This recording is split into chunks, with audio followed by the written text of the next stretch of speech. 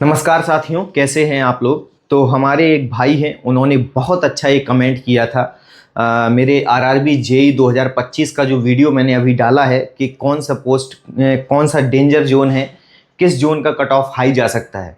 उस वीडियो के ऊपर एक मेरे भाई है, उन्होंने बहुत अच्छा कमेंट किया था कि सर पोस्ट प्रेफरेंस का कुछ इफेक्ट पड़ता है क्या सिलेक्शन पर, कौन सी पोस्ट हमें मिलेगी, ये पोस्ट प्रेफरेंस से जानकारी मिल सकती है क्या। तो जी हाँ, पोस्ट प्रेफरेंस आपका भरवाया ही इसीलिए जाता है ताकि आप अपनी मनचाही पोस्ट ले सकें। जो पोस्ट आपको चाहिए वो पोस्ट आपको मिल सके। लेकिन यहां तक बात ठीक है कि आपने पोस्ट प्रेफरेंस भर दिया, आपने फॉर्म को सबमिट कर दिया, अब आप उसमें चेंजेस नहीं कर सकते। इसके बाद अब आपके परफॉर्मेंस का काम आता है। परफॉर्मेंस मींस आपके मार्क्स कितने हैं, उस मार्क्स के अकॉर्डिंग आपको जो पोस्ट मिलनी चाहिए वो मिलेगी। ठीक है, तो पोस्ट प्रेफरेंस किस प्रकार से वर्क करता है, किस प्रकार से मैटर करता है आपके सिलेक्शन में, वो मैं इस वीडियो में बताने वाला हूं। साथियों, पोस्ट प्रेफरेंस मैंने यहाँ मैकेनिकल के लिए, जो मैकेनिकल ब्रांच है उसके लिए मैंने पोस्ट प्रेफरेंस जो है वो लिखे हुए हैं। यहाँ पर 8 पोस्ट जो हैं वो मैकेनिकल के लिए मैंने लिखी हैं। आपके ऑप्शंस में बहुत सारी पोस्ट खुली होगी, तो मुझे वो आइडिया नहीं है क्योंकि मैंने वो फॉर्म नहीं भरा है। लेकिन मैंने जब फॉर्म भरा था 2019 वैकेंसी में, तो मेरे में भी कुछ ऐसे ही पोस्ट प्रेफरेंस खुल के आए थे, जिसको मैंने पहले दूसरे नंबर पे जिसको सिलेक्ट करना था वो किया था। तो चलिए हम ये देख लेते हैं कि ये पोस्ट प्रेफरेंस आपके सिलेक्शन में कैसे मैटर करता है। सबसे पहले मैंने भरा है जेई CNW, मैकेनिकल ब्रांच के लिए मैं बता रहा हूं, ध्यान रखिएगा। तो जेई CNW, और ये मैकेनिकल के लिए बता रहा हूं, तो ऐसा नहीं है कि ये इलेक्ट्रिकल के लिए अप्लाई नहीं होगा। सेम रूल इलेक्ट्रिकल के लिए भी अप्लाई होगा, सेम रूल सिविल के लिए भी अप्लाई होगा। तो ऐसा नहीं है कि केवल मैकेनिकल का बताया मैंने तो आप सोचो कि सर सिविल पे भी एक वीडियो बनाओ, ऐसा नहीं होगा। जो रूल यहां अप्लाई होगा वो सभी ब्रांचों के लिए अप्लाई होगा। ठीक है, तो अब चलते हैं। तो जेई मैकेनिकल के लिए मैंने पोस्ट प्रेफरेंस लिखा है। मैंने पहले नंबर पर पोस्ट भरी है जेई CNW, जिसमें मेडिकल स्टैंडर्ड जो है वो B1 मांगा गया है। ठीक है, अब देखिए क्या है। दूसरे नंबर पर भरी है मैंने जेई मैकेनिकल पावर।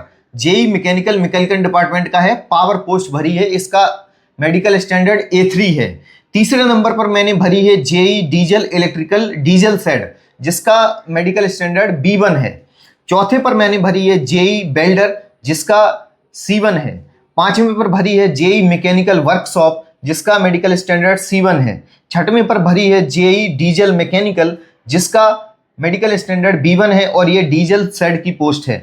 सातवें नंबर पर भरी है मैंने JE mechanical design and workshop, जो C1 स्टैंडर्ड की पोस्ट है। और 8वें नंबर पर भरी है मैंने जेई डीजल इलेक्ट्रिकल वर्कशॉप, जो C1 मेडिकल स्टैंडर्ड की पोस्ट है। देखिए साथियों, सबसे पहले तो आपको यहां पर देखा जाएगा मेडिकल जब आपका होगा, आप फाइनल सेलेक्ट होंगे, आपका मेडिकल एग्जामिनेशन होगा। ME मेडिकल एग्जामिनेशन, ये कोई एग्जाम है जी नहीं, ये कोई एग्जाम नहीं है, ये मेडिकल होगा आपके शरीर का कि आप कितने फिट हैं। आपकी आंखें चेक की जाएंगी, आपका लंग्स चेक होंगे, आपका एक चेस्ट एक्सरे होगा, आपका ECG चेक होगा, आपका ब्लड शुगर चेक होगा, आपका BP चेक होगा। ये सब चीजें आपकी चेक होती हैं। ठीक है, तो उसमें मेडिकल एग्जाम में फिर जो डॉक्टर आपको कौन सा मेडिकल स्टैंडर्ड देता है, तो मैं पहले बता देता हूं कि इसमें होता है A1 A2 A3, और फिर होता है B1 B2, फिर होता है C1 C2। ठीक है, ये इतने प्रकार के रेलवे में मेडिकल स्टैंडर्ड होते हैं। तो A1 कैसा है, B1 में क्या, A2 में क्या है, A3 में क्या है, B1 में, B2 में, C1 में, C1 में, C2 में। तो इन सभी ये कैटेगरी वाइज डिवाइड किए गए हैं कि अगर आपकी आंखें सबसे अच्छी हैं, बिल्कुल चश्मा नहीं है, तो आपको A1 स्टैंडर्ड दिया जाएगा। अगर आपकी आंखें 6/6 हैं तो आपको A1 दिया जाएगा। अगर आपकी आंखें 6/9 हैं तो आपको A2 दिया जाएगा। और अगर आपको -2 डायोप्टर तक का चश्मा है, -2 डायोप्टर तक का चश्मा है तो आपको A3 मिलेगा। अगर -2 से ज्यादा है, यहां -2 से -4 तक है, -2 से -4 तक है, तो आपको B1 मिलेगा। ठीक है। और अगर आपका चश्मा जो है वो -4 डायोप्टर से ज़्यादा है तो आपको B2 मिलेगा। और इसमें B2 में क्या है, थोड़ा सा ये भी एक रिलैक्सेशन है कि इसमें कलर ब्लाइंड जो है वो भी पास होते हैं, कलर ब्लाइंड भी इसमें पास हो जाते हैं। ये भी B2 में कलर ब्लाइंड को भी ले लिया जाता है। और जो C1 है उसमें आपका चश्मे का कोई भी नंबर हो, चश्मा कितना भी हो सब चलेगा, चश्मा कितना भी हो सब चलेगा, ठीक है। तो ये आप थोड़ा समझ के चलिए कि मेडिकल स्टैंडर्ड जब आपका होगा तो आपको A1, A2, A3, B1, B2, C1, C2 इनमें से कोई एक मेडिकल स्टैंडर्ड आपको दिया जाएगा और आपके मेडिकल स्टैंडर्ड की फाइल को जो है वो हेडक्वार्टर भेज दिया जाएगा आपके मेडिकल एग्जाम होने के बाद। फिर जब आपके मेडिकल एग्जाम से वो आपके पोस्ट प्रेफरेंस को मैच करेंगे कि आप किस पोस्ट प्रेफरेंस के लिए सुटेबल हैं।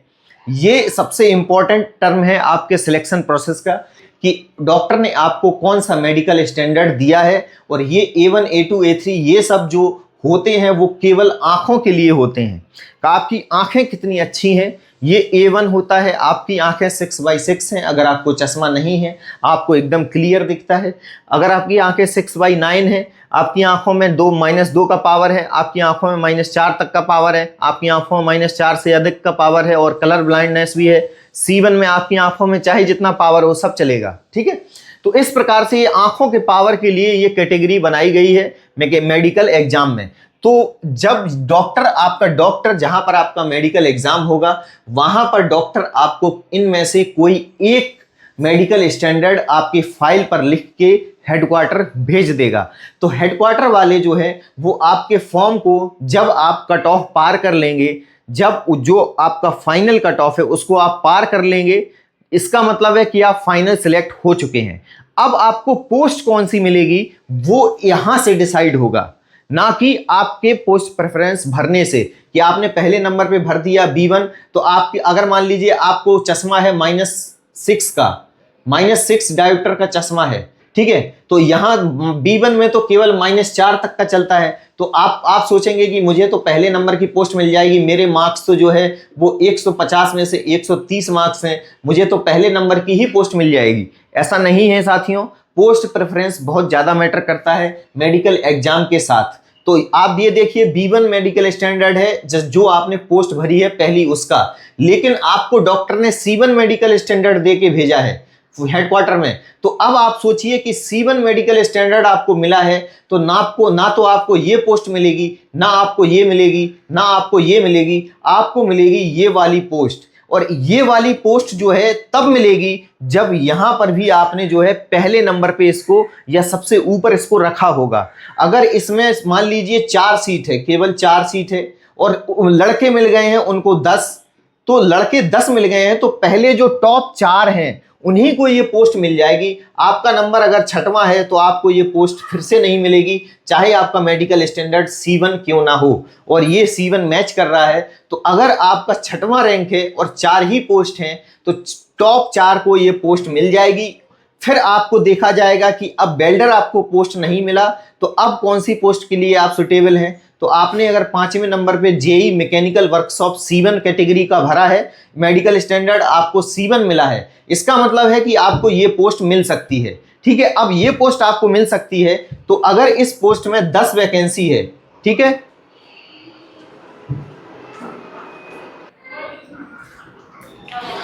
तो साथियों अगर पोस्ट नंबर 5 आपने भरा है, JEE मैकेनिकल वर्कशॉप नंबर 5 पे भरा है और मान लीजिए इसमें सीटें हैं 10, ठीक है, और आपका नंबर है 8वां, ठीक है।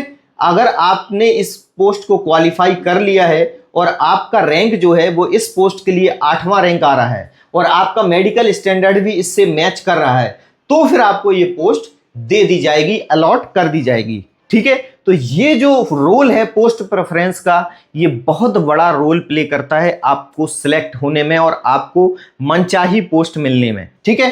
तो अब ये वाले तो हमने एग्जाम्पल देख लिए। अब दूसरा देखते हैं एग्जाम्पल क्या है कि जैसे मान लीजिए आपके नंबर 130 आ रहे हैं, नंबर आप सारी पोस्ट के लिए क्वालिफाई हो गए हैं, सारी पोस्ट के लिए, लेकिन आपका जो मेडिकल स्टैंडर्ड है वो आपको कौन सी पोस्ट दिलाएगा ये आपकी आंखों के ऊपर निर्भर करता है। ठीक है, तो अब चलिए, अब डीजल मैकेनिकल आपको चाहिए था क्या, डीजल सेड का पोस्ट है ये number 6।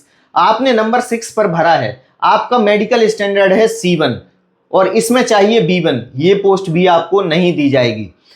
JEE mechanical design and workshop, इस पोस्ट में C1 मेडिकल स्टैंडर्ड मांगते हैं तो आपको ये पोस्ट मिल जाएगी। C1 आपका मैच इससे कर रहा है, लेकिन इसमें जो है वो 15 पोस्ट है। ठीक है, 15 पोस्ट है, आप इसके लिए भी क्वालिफाई कर गए हैं, आपके 130 मार्क्स हैं। तो अब वो देखेंगे कि केवल 15 पोस्ट है, तो टॉप 15 बच्चे कौन कौन से हैं, टॉप 15 बच्चे कौन कौन से हैं इस पोस्ट के लिए। तो टॉप 15 में अगर आपका नाम आ रहा होगा तो आपको ये वाली पोस्ट जो है वो अलॉट कर दी जाएगी। ठीक है, तो अब देखते हैं ये कि जेई डीजल इलेक्ट्रिकल वर्कशॉप, तो ये वाली पोस्ट में भी C1 मेडिकल स्टैंडर्ड मांगते हैं। तो अगर C1 मांगते हैं और आपको C1 ही डॉक्टर ने दिया है तो आपको ये पोस्ट मिल सकती है, बट कैसे मिलेगी साथियों, अगर मान लीजिए इस पोस्ट में 20 वैकेंसी है, ठीक है 20 वैकेंसी है, आपको C1 मेडिकल स्टैंडर्ड दिया गया है, आपका इस पोस्ट से मेडिकल स्टैंडर्ड मैच कर गया, लेकिन आपके जो टॉप 20 बच्चे जो हैं जिन्होंने ये पोस्ट पहले नंबर पे भर दी है और आपका नंबर इसमें कम है, तो ये पोस्ट भी आपको नहीं मिलेगी। समझ में आ रहा है आपको पोस्ट प्रेफरेंस कैसे मैटर करता है? देखिए, पोस्ट प्रेफरेंस ऐसे मैटर करता है, सबसे पहले सबसे पहले जो आपने पोस्ट भरी है पहले नंबर पर, उसमें कितनी सीट हैं, सबसे पहले तो यही मैटर करता है, कितनी सीट है, कितनी सीट है। ठीक है, अगर कितनी सीट है उससे मैटर करता है कि अगर आपका नंबर जो है रैंक में अगर मान लो 20वां है और इस पोस्ट पर उन्हें ऑलरेडी इस JEE-CNW में जो है वो 5 पोस्ट है। ठीक है, 5 पोस्ट है, अब उनको पहले से ही 5 बच्चे मिल चुके हैं और मेडिकल स्टैंडर्ड भी आपका सही नहीं है, तो पहले 5 बच्चों को वो पोस्ट मिल जाएगी, आपको नहीं दी जाएगी। ठीक है, तो कहीं ना कहीं बच्चों आपको जो है वो पोस्ट प्रेफरेंस भरने में बहुत ज़्यादा सावधानी बरतनी है। जब भी आप पोस्ट प्रेफरेंस भरें, जो हमारे बच्चे हैं जो अभी एग्जाम नहीं दिए हैं, वो अगर इस वीडियो को देख रहे हैं तो मेरे इस वीडियो को जरूर देखिए कि किस प्रकार से आपको पोस्ट प्रेफरेंस भरना है। अगर आपको चश्मा लगा है तो, चश्मा नहीं है तो आप कोई भी पोस्ट भर दीजिए, पहले नंबर पर आपको वो मिलेगी आपके मार्क्स के अकॉर्डिंग। आपके जितने मार्क्स हैं, अगर आप सारी पोस्ट के लिए क्वालिफाई कर रहे होंगे तो आपको पहले नंबर वाली पोस्ट आसानी से मिल जाएगी। ठीक है, तो इसमें भी अब क्या होता है कि मान लीजिए आपके जो मार्क्स हैं वो 150 में से 95 हैं। ठीक है, और 95 है तो आप जो है पहली पोस्ट का जो कट ऑफ गया है उसको क्वालिफाई नहीं कर पाए तो आपको नहीं मिलेगा, दूसरी पोस्ट का कट ऑफ क्वालिफाई नहीं कर पाए तो नहीं मिलेगा, तीसरी पोस्ट का कट ऑफ क्वालिफाई नहीं कर पाए तो वो भी नहीं मिलेगा। आप अगर चौथी पोस्ट का कट ऑफ क्वालिफाई कर गए हैं तो फिर आपको ये पोस्ट दी जाएगी, चौथे नंबर की पोस्ट आपको दी जाएगी। ठीक है, तो इस प्रकार से पोस्ट प्रेफरेंस और मेडिकल स्टैंडर्ड मिलके आपको कौन सी पोस्ट मिलेगी उसको डिसाइड करते हैं। तो आशा करता हूं ये वीडियो आपको क्लियर हो गया होगा कि किस प्रकार से आपको पोस्ट मिलेगी, और अगर वीडियो अच्छा लगे तो चैनल को सब्सक्राइब जरूर करें, वीडियो को लाइक और शेयर करें।